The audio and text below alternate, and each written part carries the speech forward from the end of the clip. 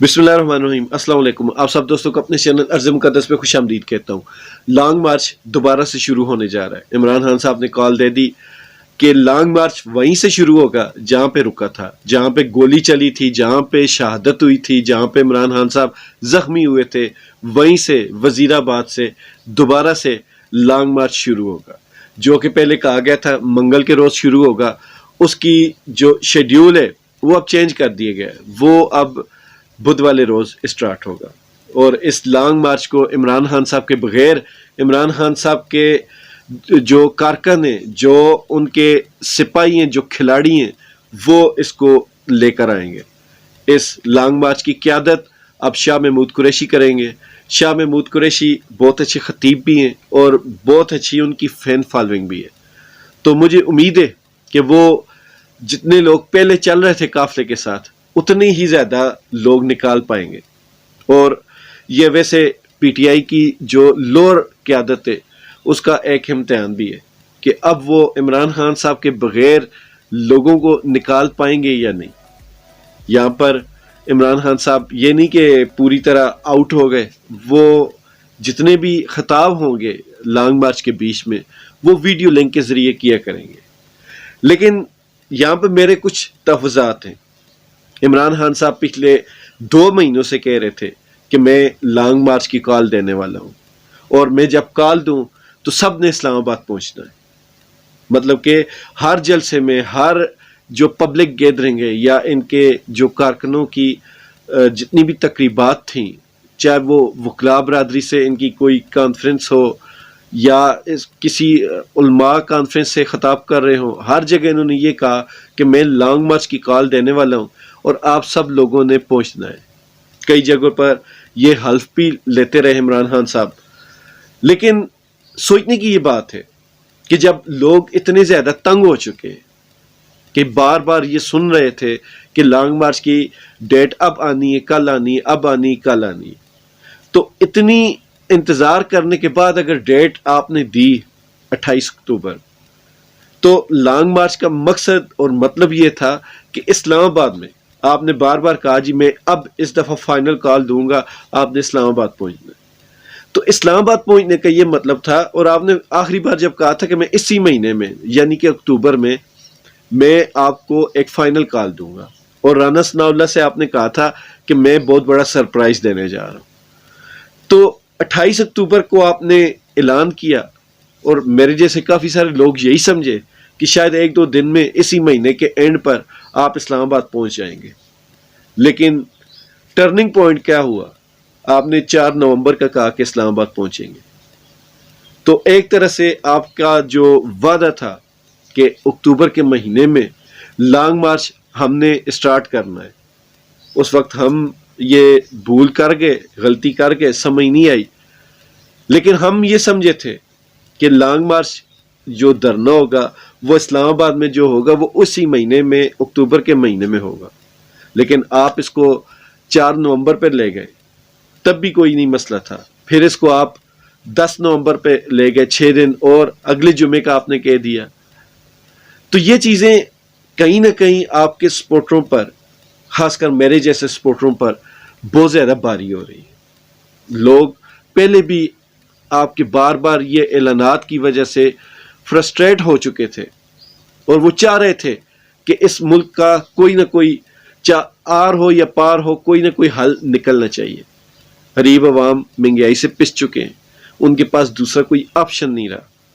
जब किसी के पास कोई ऑप्शन ना हो तो वो फिर चाहता है चाहे इधर हो चाहे उधर हो, लेकिन ये बीच वाली जो राह होती है इसको नहीं रखना चाहिए।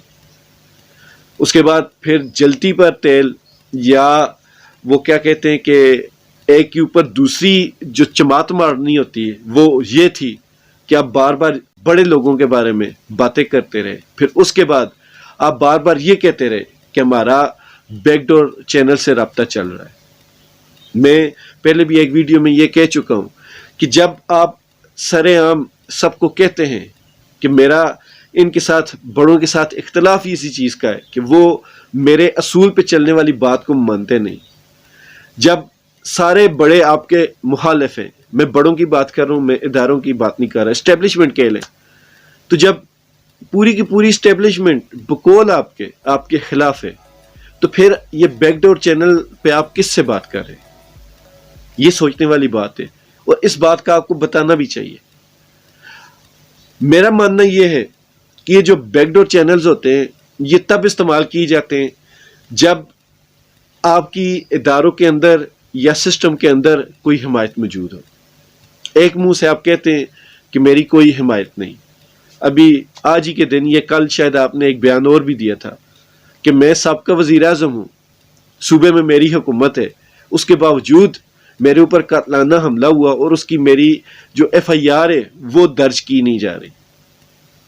تو اس بات سے بھی آپ کا یہ مطلب نکلا کہ اس پورے ملک میں آپ کا اختیار نہیں، آپ کے اوپر کوئی اور اختیار چلا رہا ہے، اور جن کے پاس اختیار ہے ان کے ساتھ آپ کی بنتی نہیں۔ تو پھر بیک ڈور چینل مجھے سمجھ نہیں آ رہی، مطلب کہ بیک ڈور چینل پہ بات کرنے کا یہ مطلب ہے کہ کوئی پاورفل بندہ ہو جس سے آپ بات کریں گے، لیکن اس ملک میں جس کا حکم چلتا ہے وہی سب سے پاورفل ہے، وہ آپ کے خلاف ہے۔ تو یہ بہت لمبی کھچڑی بن چکی ہے۔ آپ کو اس پوزیشن میں لانگ مارچ دوبارہ سے شروع نہیں کرنا چاہیے تھا، آپ کو سیدھا اسلام آباد میں دھرنا دینا چاہیے تھا۔ لیکن مجھے لگتا ہے کہ نون لیگ کی طرح آپ بھی کوئی نہ کوئی مفاہمت کر کے، بیک ڈور چینل مفاہمت کا ہی دوسرا نام ہوتا ہے، کچھ لے اور دے کی پالیسی پر عمل کیا جاتا ہے، تو اگر آپ اسی فرمولے کے تحت آنا چاہتے ہیں تو پھر آپ میں اور نون لیگ میں کوئی فرق نہیں ہے۔ اس دھرنے میں جتنے مسئلے بن چکے ہیں، پھر آپ خود شدید زخمی ہو چکے ہیں۔ اب آپ کو یہ چاہیے تھا چاہے 1 دن، 10 دن، 12 دن، 1 مہینہ، کوئی بھی آپ ٹائم دے دیتے، لیکن اب سیدھا ڈائریکٹ اسلام آباد پہنچنے والا ٹائم ہوتا۔ اور یہ بھی مجھے سمجھ نہیں آتی کہ وزیر آباد سے اب آپ نے آگے 10 دن کا اور ٹائم دے دیا، مطلب کہ یہ مہینہ بھی آپ کا نکل ہی جائے گا۔ تو وہ وعدہ جو اکتوبر میں لانگ مارچ آنا تھا اسلام آباد، وہ اب نومبر میں بھی آتا ہوا دکھائی نہیں دے رہا، اور اگر آ بھی گیا، آپ کے بغیر اس لانگ مارچ کی ویلیو کیا رہے گی؟ تو سر یہ بہت ساری چیزیں ہیں، ان پہ آپ کو سوچنا چاہیے۔ آپ کے پاس جو مشیر ہیں، میں پہلے بھی ویڈیوز میں بات کرتا رہا ہوں، اور اس دن عمران ریاض خان صاحب نے بھی یہ بات کی تھی کہ آپ ہیں اور نیچے عوام ہے، آپ کے بیچ میں جتنی بھی لیڈرشپ ہے وہ صرف اپنے نمبر ٹانکنے میں لگے ہوئے۔ یہ عمران ریاض خان صاحب کی یہ بات بہت ٹھیک تھی اور حقیقت پر مبنی ہے۔ میں خود کافی سارے ایسے لوگوں کو جانتا ہوں جو صرف نمبر ٹانکنے کے چکر میں ہوتے ہیں، اور اسی چیز میں وہ ماہر بھی ہیں، ان کو باقی دنیا کو کوئی کام نہیں آتا، وہ صرف یہ ثابت کر سکتے ہیں کہ وہ کتنے اچھے ہیں، بس یہی ان کی ایک کوالٹی ہے۔ سر یہ کہنا تھا کہ ان چیزوں پہ تھوڑا غور کریں، اور عوام واقعی تھک چکی ہے۔ عوام آپ کی طرف سے کی گئی باتوں اور آپ کے مخالفین کی طرف سے کی گئی باتوں کو سن کر تھک گئی ہے۔ سمجھ نہیں آتی، ایک دن آپ کہتے ہیں جی کہ میری بات چل رہی، دوسرے دن آپ کے اوپر حملے ہوتے ہیں، پھر مخالفین آپ کی جس طرح عزت افزائی کر رہے ہیں، اس گھٹیا لیول پہ آ کے وہ باتیں کرتے ہیں آپ کے خلاف، پھر بھی کوئی ان کے خلاف کوئی ایکشن نہیں لیتا، تو ایک کھچڑی سی بنی ہوئی ہے۔ تو سر ایسی جو انقلاب ہوتے ہیں ان کے لیے بہت زیادہ آپ کو ایگریسو ہونا پڑے گا۔ لاٹ سے انقلاب کبھی بھی نہیں آتا، آپ چاہتے ہیں کہ لاٹ سے انقلاب آ جائے۔ باقی اب بھی جو آپ نے اتنا ٹائم دیا اس سے لگ یہ رہا ہے کہ آپ انقلاب اداروں کے ذریعے ہی لانا چاہ رہے ہیں، آپ پریشرائز کر کے انقلاب لانا چاہ رہے ہیں، لیکن انقلاب ایسے نہیں ہوتے۔ اگر ایسے انقلاب آ بھی گیا تو وہ دیر پار نہیں ہوگا۔ ان چیزوں پر غور کیجئے۔ لانگ مارچ کی وجہ سے بہت سارے لوگوں کا نقصان بھی ہو رہا ہے، بہت سارے لوگ پریشان بھی ہیں۔ آج جو راولپنڈی میں ہوا اس پہ 2 رائے ہیں۔ جو آپ کے مخالفین ہیں ان کا کہنا یہ ہے کہ اگر آپ نے بند ہی کرنا ہے تو اسلام آباد بند کریں۔ جو راولپنڈی کے شہری ہیں یا اور بھی جو جی ٹی روڈ آپ نے بند کیے جن کا تعلق اسلام آباد سے نہیں، ان جگہوں کے جو رہنے والے رہائشی لوگ ہیں ان کا کیا قصور ہے؟ اور جو پی ٹی آئی والے ہیں وہ کہہ رہے ہیں جی کہ ہم ایسا نہیں کریں گے تو کوئی ہماری بات نہیں سنے گا۔ جواباً آگے سے کہا گیا کہ اگر آپ اتنی ہیں تو اسلام آباد پہ چڑھائی کریں۔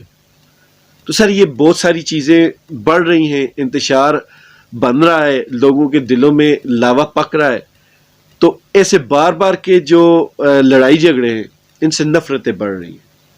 نون لیگ والے اور پی ٹی آئی والے جس طرح آپس میں ایک دوسرے کے شدید دشمن ہو چکے ہیں، اور نون لیگ والے جس طرح پیچھے چھپ رہے ہیں ٹی ایل پی والوں کے، تو وہ اور بھی زیادہ جلتی پر تیل ڈالنے کے برابر ہے۔ تو اس ملک میں نفرتیں کم کرنے کے لیے آپ آئے تھے، نفرتیں بڑھانے کے لیے نہیں آئے تھے، لیکن ان اقدامات کی وجہ سے نفرتیں بڑھ رہی ہیں۔ آپ کوئی ایک فیصلہ لیں، اس پہ فوراً عمل درآمد کریں۔ یہ جو بیچ میں سیسا چل رہا ہے، اس کی وجہ سے دشمنیاں بڑھ رہی ہیں، ایک دوسرے سے نفرت بڑھ رہی ہے، ایک دوسرے کے خلاف غصہ بڑھ رہا ہے۔ یہ چیزیں نہیں بڑھنی چاہیے، اس ملک کا امن نہیں خراب ہونا چاہیے۔ آپ جب ایک فیصلہ کر لیں، اس پہ فوراً سے عمل درآمد کریں گے، تب یا آر ہوگا یا پار ہوگا، لیکن لوگوں کے بیچ میں دشمنیاں نہیں بنیں گی۔ یہ آپ لوگوں کو آمنے سامنے بٹھا کر شکوہ اور جواب شکوہ ٹائپ کی آپ کوئی نہ غزل لکھ رہے ہیں۔ ادھر سے پی ٹی آئی والے کچھ کہتے ہیں، نون لیگ والے جواب دیتے ہیں، بلکہ پی ڈی ایم والے جواب دیتے ہیں، پھر یہ ان کے جواب کا جواب دیتے ہیں، آگے سے وہ جواب دیتے ہیں۔ تو اس چیز کو ختم کیسے کیا جا سکتا ہے؟ اب آپ پیچھے ایک قدم ہٹتے ہیں، پی ٹی آئی والوں کو تانے ملتے ہیں، پی ڈی ایم پیچھے ہٹتی ہے تو پی ٹی آئی والے پی ڈی ایم کو تانے دیتے ہیں۔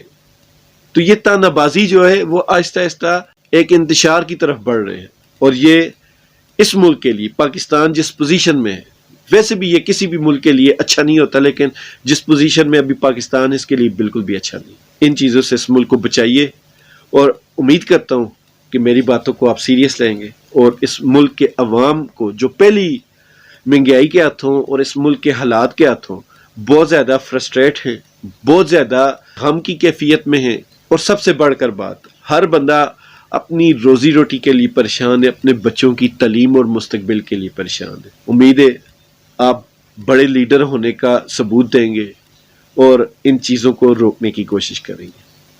اللہ تعالیٰ اس ملک کا اور اس ملک کے رہنے والے ہر بندے کا، ہر انسان کا حامی و ناصر ہو۔ اللہ حافظ۔